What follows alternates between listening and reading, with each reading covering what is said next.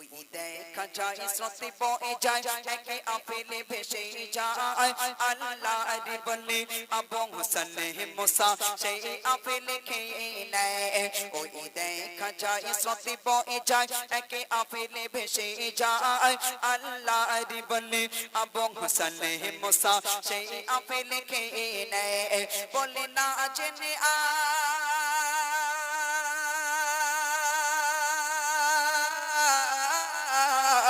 বলে না জেনে আজ ফল খেয়েছি কাঙ্গারি বাগানে বলে না জেনে আজ ফল খেয়েছি কাঙ্গারি বাগানে আল্লাহর বলে আবু সালেহ মুসা যাই তাহারি সন্ধানে ওই দেখা যায় স্রোতে বয়ে যায় একে আপেলে ভেসে যায় আল্লাহর বলে আবু সালেহ মুসা সেই আপেল খেয়ে নেয় আপেলটা খাওয়ার পরে মনে পড়ে গেল আল্লাহর কোরআন বলছেন হাক্কুল্লাহি ওয়া হাক্কুল ইবাদ কোন বান্দা যদি কোন বান্দার কাছে অন্যায় করে আল্লাহ চাইলে আল্লাহর কাছে যদি কেউ অন্যায় করে আল্লাহ চাইলে ক্ষমা করতে পারে কিন্তু কোন বান্দা যদি কোন বান্দার কাছে অন্যায় করে আল্লাহ বলছে ওই বান্দা যতক্ষণ বান্দার কাছে ক্ষমা না চাইবে আমি আল্লাহ তাকে ক্ষমা করি না উনি মনে মনে করলেন তাই তো অন্যায় করেছি কার কাছে যার গাছের ফল খেয়েছি তার কাছে ক্ষমা চাইলে আল্লাহর কাছে চাইলে হবে না কার কাছে ক্ষমা চাইতে হবে যার গাছের ফল খেয়েছি তার কাছে উনি নদীর স্রোতের উল্টো দিকে চলতে শুরু করলেন তারপর কি হলো কবি লিখছে শুনুন সারা দিন চলতে থাকে নদীর পথ ধরে সারা দিন চলতে থাকে নদীর পথ ধরে দেখে একটি গাছের ডাল ঝুলে রয় নদীর উপরে সারা দিন চলতে থাকে নদীর পথ ধরে দেখে একটি গাছের ডাল ঝুলে রয় নদীর উপরে সেই গাছের মালিক আসে কোথায় খোঁজে তাহারে সেই গাছের মালিক আছে কোথায় খোঁজে তাহারে সেই চাইতে ক্ষমা গেল তখন সেই মালিকের দ্বারে বলে বিনা হুকুমে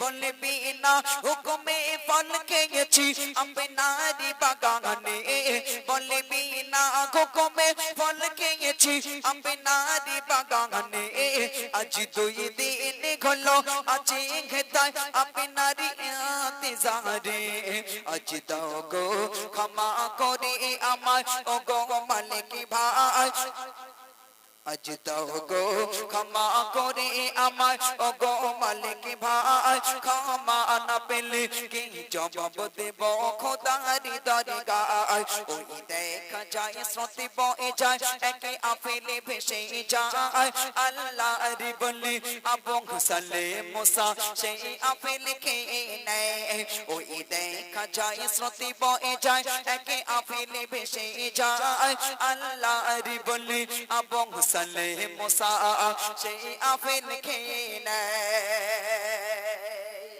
সারা দিন যাওয়ার পরে কিছুটা দূর যাওয়ার পরে দেখছেন একটা আপেল গাছের বাগান রয়েছে আর সেই বাগানের একটা গাছের ডাল নদীর উপরে ঝুলে রয়েছে যেমন আপেল তিনি খেয়েছিলেন সেই একই রকম আপেল নদীর উপরে ঝুলছে উনি বুঝতে পারলেন এই সেই বাগান আর এই বাগানের ফল খেয়েছি আমি ভিতরে প্রবেশ করলেন একজনকে দেখতে পেয়ে জিজ্ঞাসা করলেন আপনি কি বাগানের মালিক উনি বললেন আমি তো মালিক নই কর্মচারী বলে মালিক কোথায় বলি জানি না বলে আসবে কখন বলে তাও জানি না উনি অপেক্ষা করলেন 1 দিন নয় 2 দিন নয় 3 দিন অপেক্ষা করলেন 3 দিন পরে মালিক এসে দেখছে একটা যুবক ছেলে নামাজ পড়ছে আর আল্লাহর দরবারে হাউমাউ করে কাঁদছে মালিককে জিজ্ঞাসা করলেন ছেলেটা কে রে আগে তো কখনো দেখিনি বলে হুজুর জানি না 3 দিন ধরে বসে রয়েছে কিছু খায় না তাই না শুধু নামাজ পড়ছে আর কাঁদছে শুধু নামাজ পড়ছে আর কাঁদছে কেন বসে আছে জানি না ঠিক আছে ছেলেটাকে ডেকে দাও হ্যাঁ ছেলে বাবা শোনো কি নাম তোমার উনি বললেন আমার নাম আবু সালেহ মুসা জঙ্গি বাড়ি কোথায় বলে অমুক গ্রামে বাড়ি কি ব্যাপার বাবা আমার সঙ্গে তোমার কি দরকার বলে হুজুর এখান থেকে 5 ক্রোশ দূরে নদীর ধার দিয়ে হেঁটে যাচ্ছিলাম তৃষ্ণা পেয়েছিল পানি খেতে নেমে দেখলাম একটা সুন্দর টাটকা তাজা আপেল ভেসে যাচ্ছিল হুজুর আপেলটা তুলে খেয়েছিলাম সেই আপেলটা ছিল আপনার গাছের আপেল হুজুর আপনি যদি আমাকে ক্ষমা না করেন কিয়ামতের দিন কঠিন হাসরের ময়দানে আল্লাহ আমাকে আসামির কাঠগড়ায় দাঁড় করিয়ে দেবে আসামির কাঠগড়ায় দাঁড় করিয়ে আল্লাহ আমাকে বলবে আবু সালেহ তো একটা চোর, কি জবাব দেবো সেদিন? হুজুর আপনি আমাকে ক্ষমা করে দেন। বাগান মালিক মনে মনে করছে কি সাংঘাতিক, কত ছেলে তো পেড়ে খেয়ে নেয়, আর কোথায় পড়ে পেয়ে খেয়েছে, আর এখানে ক্ষমা চাইতে এসেছে। এ ছেলে তো যাই তাই ছেলে না, নিশ্চয়ই আল্লাহর ওলি হবে। তবে আরেকটু বাজিয়ে দেখা যাক, আরেকটু বাজিয়ে দেখা যাক। তখন বাগান মালিক কি বলছে, কবি বলছে শোনো, এবারে বাগানে মালিক ভাবে মনে নয় সাধারণ ছেলে, ওই বাগানে মালিক ভাবে মনে নয় সাধারণ ছেলে, ইনি একে আল্লাহর বলে তাই তো ক্ষমা চাইতে এলো ফিরে। এবারে বাগানে মালিক ভাবে মনে নয় সাধারণ ছেলে, ইনি একে আল্লাহর বলে তাই তো ক্ষমা চাইতে এলো ফিরে। বলে করতে পারি করতে পারি করতে পারি ক্ষমা তোমার যদি দাও কথা মহরে, বলে করতে পারি ক্ষমা তোমার যদি দাও কথা মহরে। এই আপেল বাগানে থাকতে হবে আমার গোলাম হয়ে, এই আপেল বাগানে থাকতে হবে আমার গোলাম হয়ে। তার ভুলের সাজা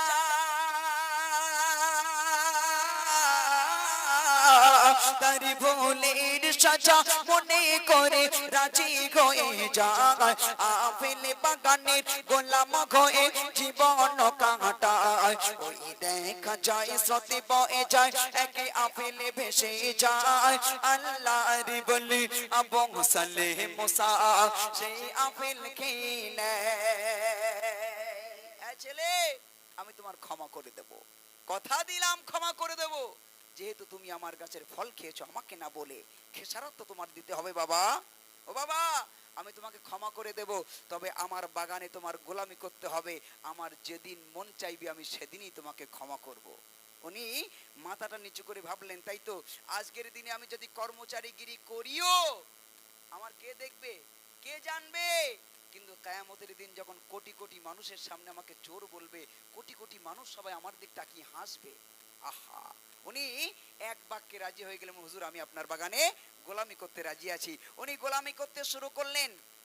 কোন কোন লেখক বলেছেন 3 বছর গোলামি করেছেন, কেউ কেউ বলেছেন 12 বছর গোলামি করেছেন।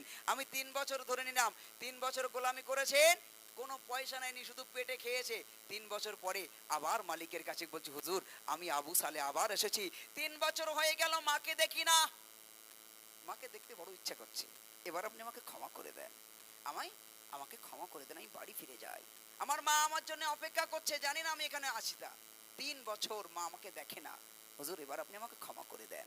বাগান মালিক বলছে, শোনো বাবা তুমি যে অন্যায় করেছো অত সহজে তো ক্ষমা পাওয়া যাবে না বাবা, তবে ক্ষমা আমি তোমার করে দেব, তবে লাস্ট কন্ডিশন আছে, তোমার লাস্ট একটা শর্ত বলবো, সেই শর্তে যদি তুমি রাজি হও আমি তোমাকে ক্ষমা করে দেব। কি শর্ত দিচ্ছে বাগান মালিক, কবি লিখছে শোনান। 3 বছর পরে আবার গেল মালিকের দ্বারে, 3 বছর পরে আবার গেল মালিকের দ্বারে, বলল গো ক্ষমা করে আমার যাব ঘরে ফিরে। 3 বছর পরে আবার গেল মালিকের দ্বারে, বলে দাও গো ক্ষমা করে আমার যাব ঘরে ফিরে।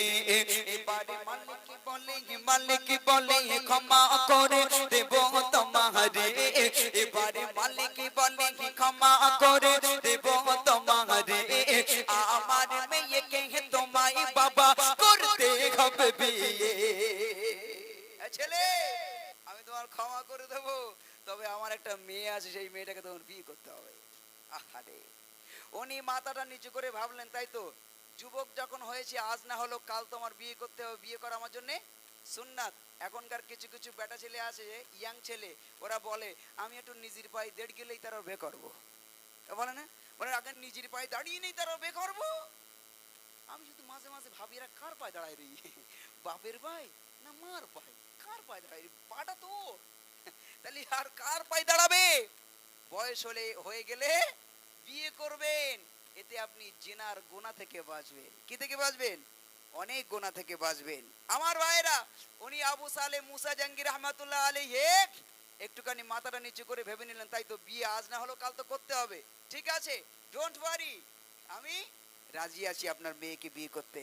আবু সালেহ শ্বশুর মশাই বলে, বাবা ছেলে, তুমি আমার মেয়েকে একবার দেখবে না?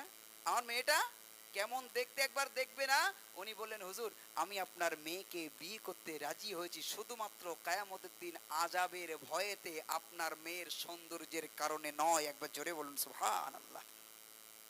তো বলে, তুমি না জানতে চাইলেও, তুমি না দেখলেও আমার বলতে হবে। তখন মেয়ের বাপ মেয়ের ডেসক্রিপশন দিচ্ছে কেমন দেখতে। কবি লিখছেন, এবারে মালিক বনে ক্ষমা করে দেব তোমারে, এবারে মালিক বনে ক্ষমা করে দেব তোমারে, আমার মেয়েকে তোমায় বাবা করতে হবে বিয়ে, সে মেয়ে কানা খোড়া,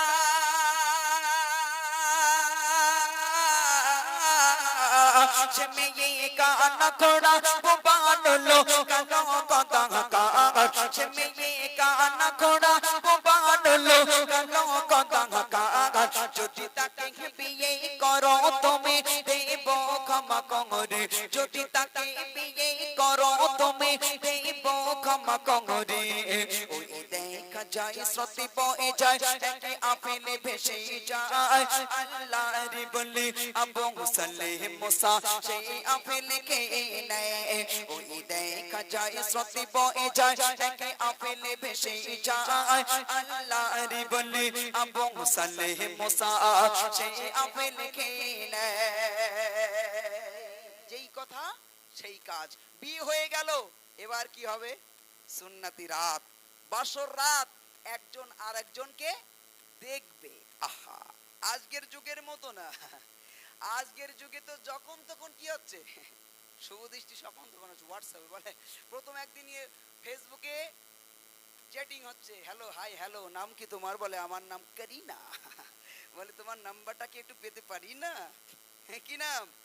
মেয়েটা বলছে আমার নাম করিনা। বলে তোমার নাম্বারটা কি একটু পেতে পারি না? ফেসবুকে চ্যাটিং কথা হচ্ছে, নাম্বার দিয়ে দিল, চ্যাটিং করছে হোয়াটসঅ্যাপে। একদিন কথা বলেছে, 2 দিন কথা বলে, পরের দিন বলে, এই দেখো তোমার একটা পিকচার দাও না, তোমার একটা পিক দাও না, পিক। এ কিন্তু পানের পিক না। এখনকার মেয়েরা বোঝে, মেয়ের কাছে চেয়েছে পিক। ও বাবা, এখনকার মেয়েরা তো আবার বাদাম খোর মেয়ে, এইরকম একটা অ্যাঙ্গেল দিয়ে ফটো তুলতেছে। আরে বাবা রে, ছেলেটা আবার ফোন করে বলছে, হ্যাঁ গো, বোঝা যাচ্ছে না, তুমি তো মেকআপ করেছো, ও তো এডিট করা ছবি, একটু ভিডিও কল করবো? বলছি না, আমার আব্বা বাড়ি, আব্বা বাড়ি রয়েছে। এখন আব্বা বাড়ি থাকবে না কখন? সন্ধ্যেবেলা। তো সেই সময় করো। সন্ধ্যেবেলা করে যে মেয়ের মা বলছে, কার সঙ্গে ভিডিও কলে কথা বলি? মামা সেই একটা স্কুলের মাস্টারে সে চাকরি করে, সেই অমুকে দেখতে এসেছিল, সে আমার সঙ্গে কথা বলছে। তখন মেয়ের বলছে, তাই? দেখ দেখ হয় কি, দেখ দেখ হয় কি, দেখ একটু প্রাইমারি স্কুলের মাস্টারের কি হবো? শাশুড়ি হবো। কি শখ! প্রাইমারি স্কুলের মাস্টারের শাশুড়ি হবে। আরে বিয়ে হয়ে গেল, হবে সুন্নাতি রাত, বাসর রাত, একজন আরেকজনকে দেখবে। ইনি জানে আমার বউ কানা খোড়া বোবা নুলো কালা কুৎসিত কালো কদাকার, দেখার মতো নয়। তারপরে উনি ঘরে ঢুকেছেন। ঘরে ঢুকে কি করলেন? টোকা দিয়ে বলেন, আসসালামু আলাইকা ইয়া আহলাল বাইত, হে ঘরওয়ালো, আল্লাহর রহমত তোমার প্রতি বর্ষিত হোক। কি আগুন হচ্ছে! কবি ছন্দের মাধ্যমে লিখছে, শোনার, আল্লাহর ভয়ে ভীত হয়ে রাজি হয়ে যায়, কানা খোড়া বহুবা মেয়েকে বিয়ে করে নেয়। আল্লাহর ভয়ে ভীত হয়ে রাজি হয়ে যায়, কানা খোড়া বহুবা মেয়েকে বিয়ে করে নেয়। বাসর ঘরে বাসর ঘরে বাসর ঘরে বউকে দেখে সে ঘর ছেড়ে পাগলা, বাসর ঘরে বউকে দেখে সে ঘর ছেড়ে পাগলা, বলে এত অপরূপ সুন্দরী নারী আমার বউ তো নয়। জোরে বলবেন না সুবহানাল্লাহ। উনি ঘরে ঢুকলেন, সালাম দিলেন, আসসালামু আলাইকা ইয়া আহলাল বাইত, হে ঘরওয়ালো, আল্লাহর রহমত তোমার প্রতি বর্ষিত হোক। ভেবেছিল মেয়েটা তো কালা শুনতে পায় না, বোবা বলতে পারে না। ইনি সালাম দিতে যতটুকু সময়, উত্তর আসতে কোনো সময় নাই, মেয়েটা জবান খুলে বলল, ওয়া আলাইকুমুস সালাম ওয়া রাহমাতুল্লাহ। একবার জোরে বলুন সুবহানাল্লাহ। এবার উনি একটু থতমত খেয়ে গেলেন, কেঁপে উঠলেন। কি সাংঘাতিক, রং নাম্বার আসেনি তো, এটাই আমার বউ তো। আমি শুনেছিলাম তো বউ কথা করতে পারে না, এই তো কথা কয়। এবার একটু এগিয়ে গেলেন, আবু সালে মুসা জঙ্গি একটু এগিয়ে গেলেন, গিয়ে বললেন, ও মেরে পত্নী, ও মেরে अर्धांगिनी, তোমাকে একবার দেখ सकता हूं, তোমাকে তোমাকে একবার দেখতে পারি। এবার মেয়েটা খাট থেকে নামলেন, গুটি গুটি পায়ে আবু সালে মুসা জঙ্গির সামনে দাঁড়ালেন, দাঁড়িয়ে বললেন, ওগো আমার প্রাণের স্বামী, আল্লাহ বলেছেন আল্লাহর পরে যদি কারোর সেজদা করার কথা আল্লাহ বলতেন, আল্লাহ বলতেন স্ত্রীদেরকে তোমরা তোমাদের স্বামীদের পায়ে সেজদা করো। ওগো আমার প্রাণের স্বামী, আপনি তো আমার সেই স্বামী, আপনি অবশ্যই আমাকে দেখতে পারেন। পায়ে হাত দিয়ে কদম মুছে করে বললেন, আপনি অবশ্যই আপনি আমাকে দেখতে পারেন, আপনার কাছে আমার জান, আমার মাল, আমার ইজ্জত, আমার আবরু সবকিছু কোরবান করে দিলাম। বলে নিজের নিজের ঘোমটাটা যেই না তুলেছে, হযরতে আবু সালে মুসা জঙ্গি তিড়িং করে লাফ মেরে ঘরের বাইরে বেরিয়ে, কি সাংঘাতিক, কে এটা? আবু সালে জঙ্গির শ্বশুর মশাই জানতেন আগুন ধরবে, দারওয়ান হয়ে দাঁড়িয়েছিলেন। আবু সালে বেরিয়ে যাচ্ছে, হাতটা ধরে বলে, আবু সালে যাও কোথায়? বলে, হুজুর আমার বউ কোথায়? বলে, কেন বাবা, যাকে দেখে এলে সেটা কি তোমার বউ নয়? বলে, কেমন করে হয়? আপনি যে বলেছিলেন আপনার মেয়ে কানা, আপনার মেয়ে খোড়া, আপনার মেয়ে বোবা, আপনার মেয়ে নুলো, আপনার মেয়ে কুৎসিত কালো কদাকার, কিন্তু বিশ্বাস করুন আমি ঘরের ভিতরে যাকে দেখে আসলাম, এই মেয়ে কানাও নয়, খোড়াও নয়, বোবাও নয়, কুৎসিত কালো কদাকার নয়, পূর্ণিমার চাঁদের চেয়েও সুন্দর, পরীর মতো আফসারা এক যুবতী নারীকে দেখে আসলাম। একবার জোরে বলুন সুবহানাল্লাহ। আবু সালের শ্বশুর মশাই বলল, বাবা তুমি একজন আল্লাহর ওলি মানুষ, যে একটা আপেল খেয়ে 12 বছর গোলামি করতে পারে, তার কপালে কখনো খারাপ বউ জোটে বাবা? ওটাই আমার মেয়ে, ওটাই তোমার বউ, কোনো চিন্তা নেই, চলে যাও। এখনকার কিছু কিছু মেয়েরা মনে মনে করে, তাই তো আমি 5 জায়গায় কট লাইন মারতিস, তাই কি আমার যে স্বামী হবে সে শুধু আমারে ভালোবাসবে।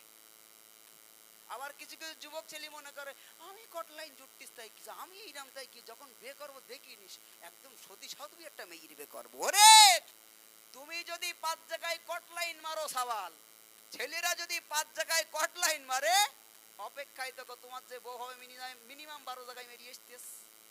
ক জায়গায়? 12 জায়গায় মেরিয়ে আসতেছে। আবার কোন মেয়ে যদি ভেবে থাকে যে আমি এই রামতাই কি হইছে, আমার বর হবে খুব ভালো, সে শুধু আমারে ভালোবাসবে, ও আমার বোন ওই চিন্তায় থেকো না। তুমি যদি 5 জায়গায় কট লাইন জোড়ো, তোমার যে স্বামী হবে সে হাফ সেঞ্চুরি করিয়ে আসতেছে। খেবো মাল খেতে হবে, কোনো উপায় নেই। এজন্যে ভালো কিছু পেতে গেলে কি করতে হবে? ভালো কিছু পেতে গেলে নিজে আগে ভালো হতে হবে। নিজে আপনি যদি ভালো হন, নিশ্চয়ই আপনি ভালো কিছু পাবেন, পাবেন এবং পাবেন। এর আল্লাহ রসুলের হাদিস, যার যৌবনকাল যেমন ভাবে কাটাবে তার কপালে সেই রামাল জুটবে। এই জন্য কি করতে হবে? আগে নিজে ভালো হতে হবে। তাই শেষ কথায় আমার মায়েদের লক্ষ্য করে একটাই কথা বলবো, কি বলবো? আগে আপনার পেটটা ভালো করুন, নিজে ভালো হন, আপনার পেট থেকেও আব্দুল কাদের জন্ম নেবে। আর আপনি যদি ভালো না হন, আপনার পেট থেকে কখনো ভালো মেয়ে জন্ম নিতে পারে না। তাই কবি ছন্দের মাধ্যমে শেষ কথায় কি লিখছে শোনান। আল্লাহর ভয়ে ভীত হয়ে রাজি হয়ে যায়, কানা খোড়া বহবা মেয়েকে বিয়ে করে নেয়। বাসর ঘরে বউকে দেখে সে ঘর ছেড়ে পালা, বাসর ঘরে বউকে দেখে সে ঘর ছেড়ে পালা। বলে এত অপরূপ সুন্দর নারী আমার বউ তো নয়। বলে সাইফুদ্দিন আমিনী,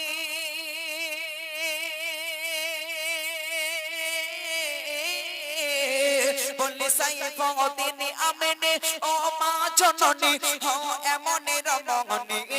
বলে সাইফুদ্দিন আমিনী, ও মা জননী ও এমন রমণী। তবে তোমাদের গর্বে হবে আব্দুল কাদের জিলানী, তবে তোমাদের গর্বে হবে আব্দুল কাদের জিলানী। ওই দেখা যায় সত্যি বয়ে যায়, একে আফেলে ভেসে যায়। আল্লাহর বলি আবু সালে মুসা সেই আফেল খেয়ে নেয়। ওই দেখা যায় সত্যি বয়ে যায়, একে আফেলে ভেসে যায়।